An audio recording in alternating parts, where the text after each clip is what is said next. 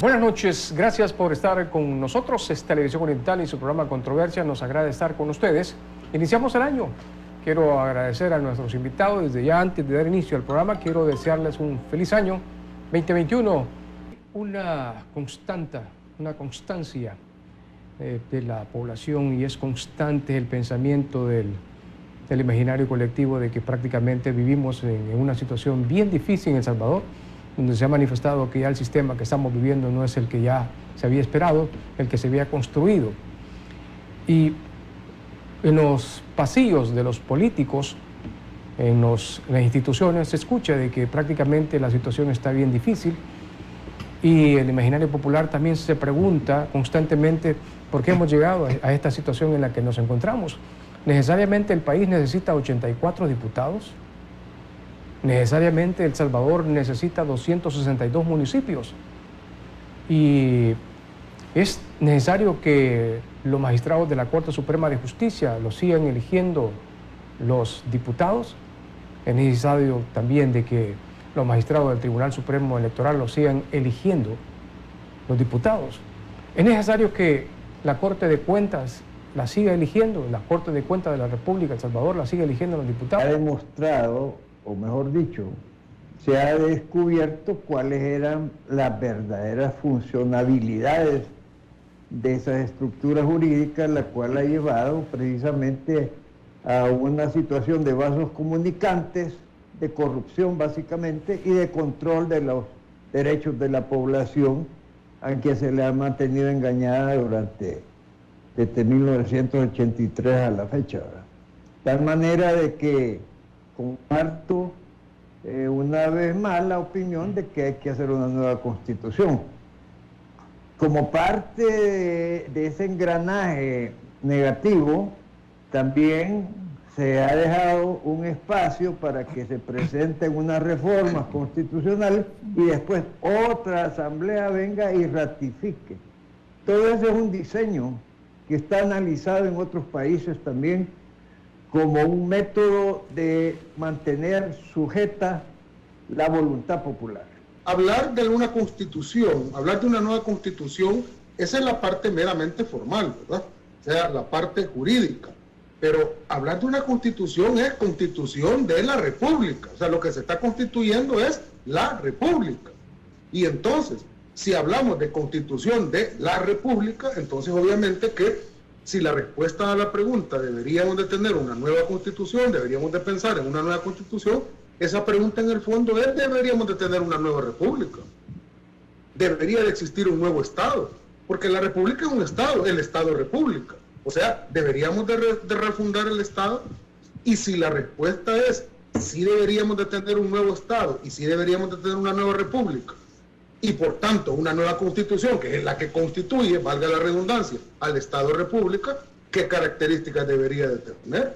Y no solo eso, es que aquí uno no se debería de plantear la pregunta: ¿es necesaria cambiar, tener un nuevo Estado? ¿Es necesario refundar la república? Porque es una cuestión bien fastuosa, es una cuestión bien fancy, ¿verdad? Es bien chévere refundar una república. No, las razones son profundas. Hizo esta moribunda constitución que tenemos, y lo digo no por afán de ofender a nadie, es que este Estado está moribundo.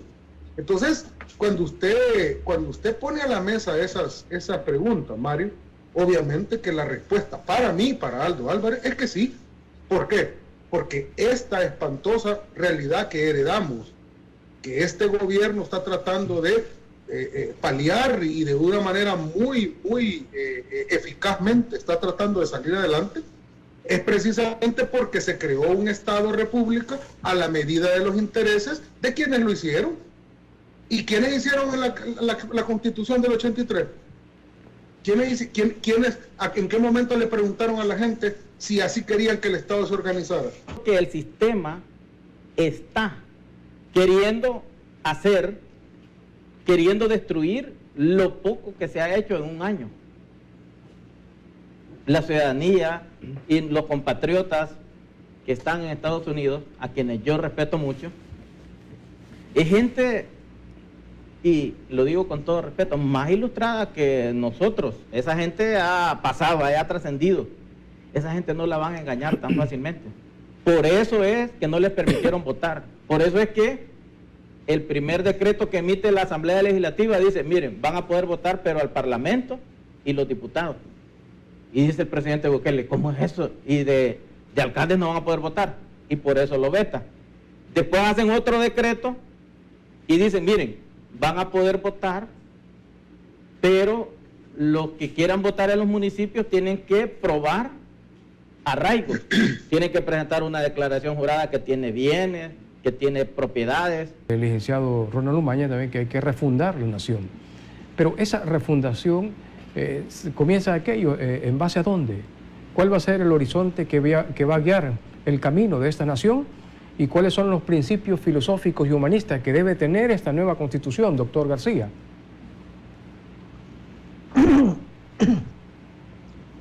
Mire, lo primero que debe de acentuarse y asentarse es la toma del poder por el pueblo, o sea, por la mayoría. Mientras eso no suceda, todas otras fuerzas económicas y sociales controlarán esa voluntad popular. Es por eso que el primer objetivo que se tiene es el de ganar estas elecciones por esa fuerza popular, por esa corriente sociológica más que política, que ha encontrado un cauce para enfilar esa fuerza hacia la toma del poder primario, que es la Asamblea Legislativa. Y ese es el siguiente paso, y ese es el gran reto, y eso es a lo que le están apostando esas fuerzas minoritarias, a anular, a distorsionar, y ojo, a ser capaces de hacer cualquier operación de fraude que dé al traste con esa fuerza que estamos hablando. Tendríamos formalmente que hablar de que estaríamos en la 14ª República. Pero yo no utilizo ese parámetro, Mario, para referirme al nuevo Estado. Yo utilizo el parámetro de los tipos de y modelos de Estado que hemos tenido en el país, ¿no?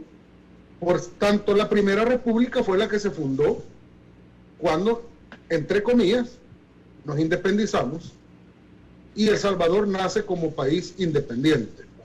Independizamos de la corona, pero quedamos siempre sujetos a ese contexto jurídico-político casi que igual al de la colonia, ¿verdad? Es un modelo del Estado conservador, extremadamente conservador. Hombre, esa constitución, si la oligarquía de este tiempo, porque en El Salvador, lastimosamente, los grupos oligárquicos han sido de los más atrasados en Latinoamérica, tosudos y primitivos, dijeron que esa constitución era comunista, solo porque se adoptaron derechos sociales como el derecho a la seguridad social, los derechos laborales, etcétera. Casi que llegaron a decir que era comunista, estos grupos. Y esa constitución del 50 creó el tercer modelo de Estado, Mario. La constitución del 62 fue un refrito. Para justificar un golpe de Estado, ahora le cambiaron los números a la constitución y era la misma del 50. Y la del 83 no es exactamente así, fotocopia como fue la del 62, pero en realidad el modelo que utiliza es la constitución del 50. O sea que ahorita tenemos una constitución cuyo modelo de Estado es el modelo de la constitución del 50, con sus adecuaciones. Que simplemente la gente participa políticamente solo cuando va a votar y luego de eso se desconecta. Y ya los políticos pueden hacer lo que quieran. Aquí nos dolarizamos, nos dolarizaron, nos metieron en un tratado de libre comercio y a nadie le preguntaron nada. No hubo un referéndum. A la gente no participa. Entonces, por poner unos pequeños ejemplos así un poco al aire, es necesario refundar la República. ¿Qué instituciones deben haber? ¿Cómo deben funcionar? ¿Debe haber un tribunal de constitucionalidad? ¿O deberíamos seguir con la sala de lo constitucional que imita al modelo norteamericano, ¿no?, del control difuso? ¿O debería de haber mejor un tribunal de constitucionalidad al estilo de Kelsen, a donde esté fuera de los tres órganos del Estado el tribunal de constitucionalidad, para poder fiscalizar la constitucionalidad de los actos de todos los demás órganos del Estado, incluyendo el órgano judicial, como por ejemplo existe en Guatemala, en Francia, por mencionar algunos ejemplos, y funciona muy bien. En el 83 a alguien se le ocurrió que tener el modelo del control difuso era una cosa bien maravillosa, pero que no era nuestra tradición, porque eso se adapta más al federalismo norteamericano.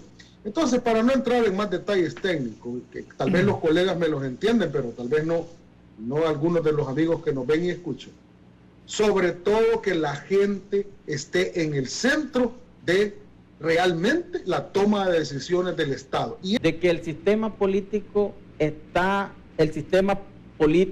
jurídico, las instituciones están replegados y están ahí porque representan los intereses de una minoría, de un grupo que les dicta cómo tienen que hacer.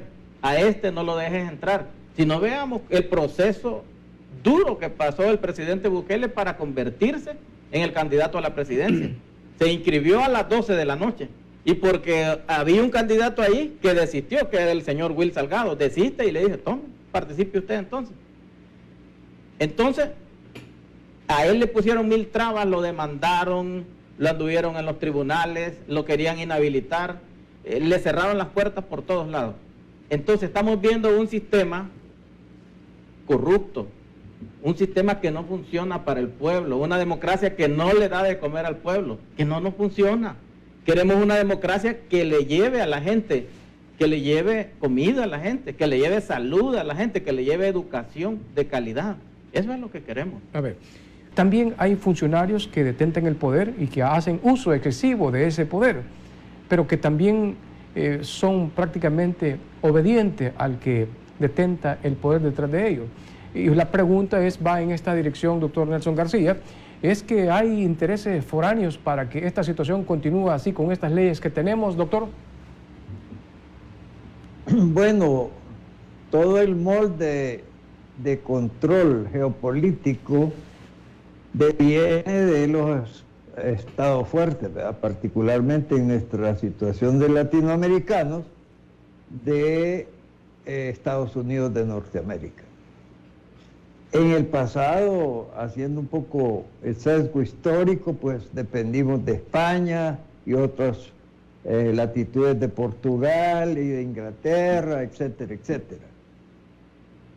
Pero como hay una fuerza independiente, por eso es que estamos viviendo esta situación, debido a que los que antes ignoraban y creían que así como se desenvolvía la sociedad era lo que debía de ser, por falta de información y por una penetración de información psicológica programada, entonces el pueblo no tenía más que pensar que las elecciones eran como las fiestas de agosto, la Semana Santa, un evento más folclórico. El misterio ha sido descubrir que todo esto ha sido una falsedad.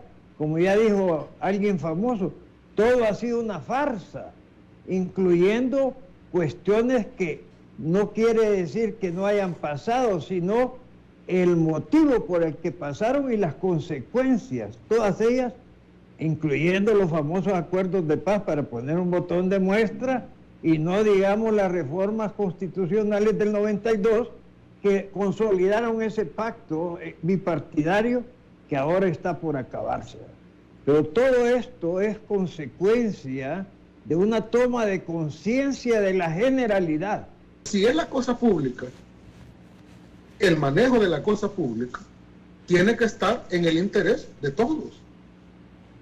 Entonces, cuando uno analiza el sistema político que se crea con la Constitución del 83 y las reformas que se le hicieron el año 92, que por cierto no cambiaron la estructura, la médula espinal del Estado, y menos del orden económico. Esa no se tocó, porque una de las condiciones que le pusieron los grupos oligárquicos de este país, que ya de por sí le llamaban traidores a los que estaban firmando los acuerdos de paz, que los tuvieron que firmar porque pues sí, ya había venido así el designio del exterior, ¿verdad? La moneda de cambio que ellos dijeron para tragarse los acuerdos de paz fue, pero el orden económico, ese no me lo tocan. Y hasta este día, Mari, no se ha tocado. ¿Será que en los acuerdos de paz estuvo prácticamente uno de los postulados que se manejaba ahí, que era necesario un foro de concertación económico-social que jamás se tocó en los acuerdos de paz? Nunca funcionó en la práctica, hubieron algunos amagues de reunión, pero en realidad nunca dio ningún resultado concreto ni cumplió con la finalidad que se había señalado. Fue simplemente como para decir, hemos creado algo, ¿verdad? Pero ya la intencionalidad estaba clara. Esos magistrados que los eligen los partidos no solo administran elecciones, sino que además son jueces electorales. Y como son jueces electorales, hicieron esa trastada para atentar contra la democracia de que un candidato que era preferido por la gente participara. Bien, como esencia, el pueblo demanda que sus aportes tributarios sean manejados con honestidad y con inteligencia, porque también la incompetencia y la brutalidad es parte de la corrupción, ¿verdad? Aquí hay gente que se le ocurre hacer grandes obras y ahí está la historia de los fracasos de esas obras. Se les ha ocurrido grandes cuestiones porque dentro de esas operaciones siempre va un margen de ganancia económica personal. Los últimos presidentes que ha tenido este país han actuado tan groseramente que sus actos han sido auditados con una gran facilidad y se ha descubierto su enriquecimiento ilícito, llegando a la burda situación de mandar a sacar de los bancos dineros a cuenta propia. Que están en el gabinete están trabajando mal y están llamando a los ministros. ¿Cómo se puede trabajar por el pueblo cuando la misma Corte de Cuentas de la República no se ha terminado todo el proceso para un proyecto y ya están fiscalizándole constantemente cuando antes no lo hacían? Lo mismo pasa también con la Fiscalía. ¿Cómo se puede gobernar así, doctor García? No, si es que ese es el gran reto histórico, ¿verdad? Es decir, el sistema presiente está en sus estertores, es decir, en una situación de grave peligro. Y entonces ha activado todas sus trincheras precisamente para que nada de eso tenga algún éxito que pueda fortalecer la voluntad de cambio. Esa es la esencia, ¿verdad? Es decir, para eso es que estaban preparadas estas instituciones en la forma en que se han constituido. Por eso derivan de la Asamblea Legislativa los diferentes funcionarios que hoy cumplen esa función de traspiés. Esa es la razón con la que se preparó el sistema con anticipación. Y por eso la coyuntura que puede dar al traste con toda esa estrategia de los de siempre es que el pueblo mayoritariamente asiente su voluntad en estas elecciones. Y de ahí se deriven los cambios y los procesos de los responsables, porque ha habido actos que en mi opinión jurídica constituyen verdaderas traiciones a la patria, es decir, un delito de lesa patria. Tanto jadizo como lo quieren hacer ver los grupos de oposición, principalmente la rancia partidocracia, por supuesto, es que su mundo se les acaba. Eso es lo que está pasando, su mundo se les acaba. ¿Y cuál es el mundo que se les acaba? El mundo, el sistema político que ha permitido que ellos usufructúen ese sistema para beneficio propio. Eso es el mundo que se les está acabando. Y por eso están en esa cruzada en contra de a quien consideran el artífice de esa finalización de ese ciclo político, que es el presidente de la República. Se puede imaginar lo mezquinos que son la miseria humana que son. En vez de estar pensando en hacer avanzar esta república para poder modernizarla y poner el Estado al servicio de la gente, están tratando de que el status quo no cambie, atrincherándose para evitar que las cosas sean diferentes, porque este sistema les beneficia a ellos, hombre. Pero porque se encargaron de hacerlo precisamente quienes desde ese sistema político se usufructuaron para sí mismos y nunca movieron un dedo por cambiar nada. ¿Para qué iban a cambiar la Constitución? ¿Para qué iban a cambiar el status quo? Si de eso se beneficiaban. Yo, como lo he dicho siempre, si estos diputados, el salario que reciben de la Asamblea Legislativa es el menor de los ingresos que recibían. Recibían su sueldo, recibían sus patrocinadores, los maletines negros. Se inventaban ONGs y después les asignaban dinero a la partida secreta a las ONGs. Y por último, los sobresueldos. Y sexto, perdón, se me olvida uno, sus negocios particulares. Ahí hay diputados que hasta buceros son en el empresario de transporte y ahí andan en las comisiones de transporte velando por sus intereses. Precisamente eso ya no puede seguir y por eso ese sistema político que les ha permitido eso no lo quieren cambiar. Hay que seguir para ellos. Y llegan unos políticos nuevos, entre comillas, digo nuevos porque no tienen 20 años de estar ahí o 25 años como tiene el jefe de fracción de Arena, por ejemplo.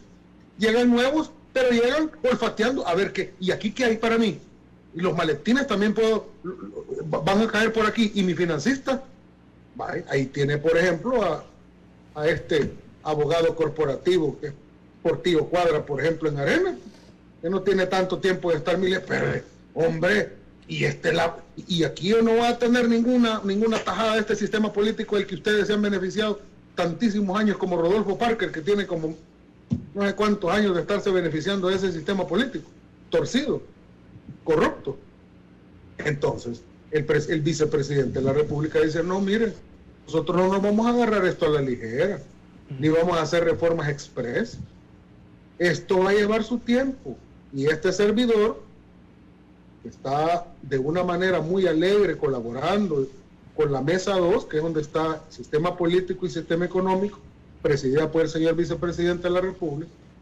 Lo vamos a hacer de una manera seria, escuchando a los sectores, lo que tiene que decir la gente.